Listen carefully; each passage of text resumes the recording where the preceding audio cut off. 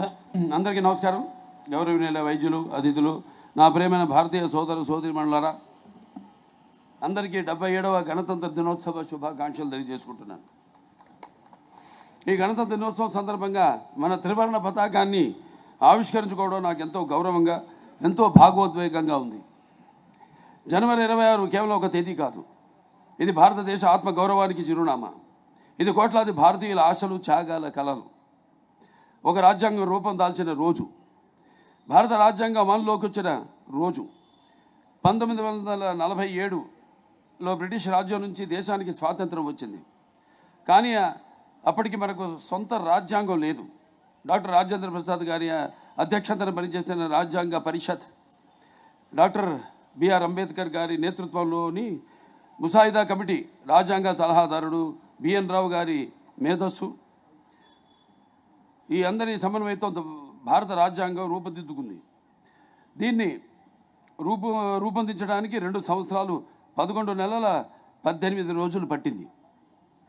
ఎన్నో రోజుల పాటు చర్చలు జరిగాయి, విభిన్న అభిప్రాయాలు వినిపించాయి. ప్రతి పదం వెనుక ప్రజల భవిష్యత్తు ఉంది.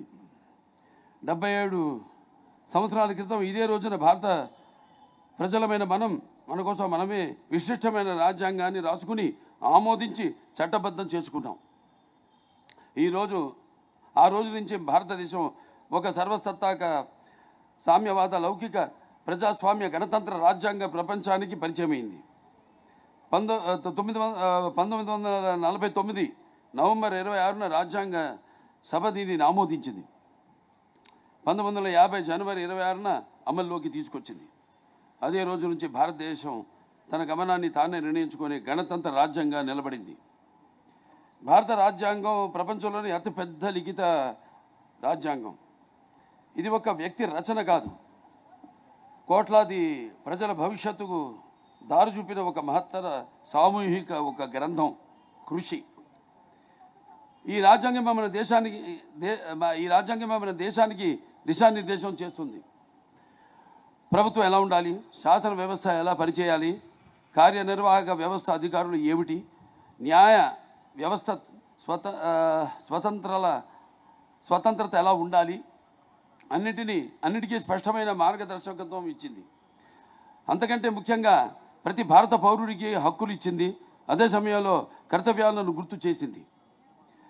అందుకే రాజ్యాంగం కేవలం చట్టాల పుస్తకం కాదు, అది మన ప్రజాస్వామ్యానికి ప్రాణం. సోదరిమణులారా, భారతదేశం అనేది కేవలం ఒక భూభాగం కాదు, ఇది ఒక సంస్కృతి, ఒక చరిత్ర, ఒక నిరంతర ప్రయాణం. 1000 ఏళ్లుగా ఎన్నో రాజ్యాలు వచ్చాయి, ఎన్నో శక్తులు వెళ్ళాయి, కానీ భారత్ నిలబడింది తన విలువలతో. ఈరోజు ప్రపంచం భారత వైపు గౌరవంతో చూస్తుంది. విజ్ఞానం, సాంకేతికత, అంతరిక్ష పరిశోధన, డిజిటల్ రంగం, క్రీడలు, ప్రతి విభాగంలో భారతీయ ప్రతిభ తన సత్తా చాటుతుంది. చంద్రయాన్ వంటి విజయాలు మన ఆత్మవిశ్వాసాన్ని పెంచాయి. భారత యువత ఆవిష్కరణతో ప్రపంచాన్ని ఆకట్టుకుంటుంది. మహిళలు ప్రతి రంగంలో ముందుకు వస్తున్నారు. రైతు పొలంలో, సైనికుడు సరిహద్దుల్లో, వైద్యుడు ఆసుపత్రిలో, ఉపాధ్యాయుడు పాఠశాలలో, ప్రతి ఒక్కరూ దేశ నిర్మాణంలో భాగమే.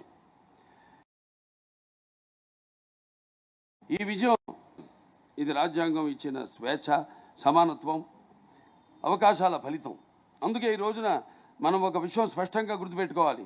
రాజ్యాంగాన్ని గౌరవించడం అంటే దేశాన్ని గౌరవించడం. దేశభక్తి అంటే కేవలం నినాదాలు కాదు, మన పని నిజాయితీగా చేయడం, చట్టాన్ని గౌరవించడం, ఇతరుల హక్కులను కాపాడడం, సమాజంలో శాంతిని నిలబెట్టడం, ఇవే నిజమైన దేశ సేవ. మన రాజ్యాంగం ఇచ్చిన స్వేచ్ఛను బాధ్యతతో వినియోగించినప్పుడే గణతంత్రానికి నిజమైన అర్థం ఉంటుంది.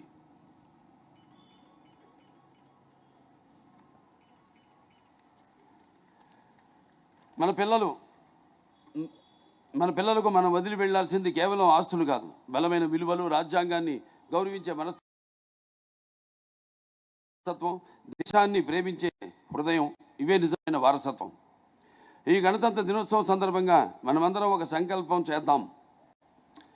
మంచి పౌరులవుదాం, మన రాజ్యాంగాన్ని గౌరవిద్దాం, మన దేశాన్ని మన పనితో గర్వపడేలా చేద్దాం. ఈరోజు మనం ఉన్న ఈ ప్రాంగణం Basava Tarakam Indo American cancer hospital మరియు రీసెర్చ్ ఇన్స్టిట్యూట్.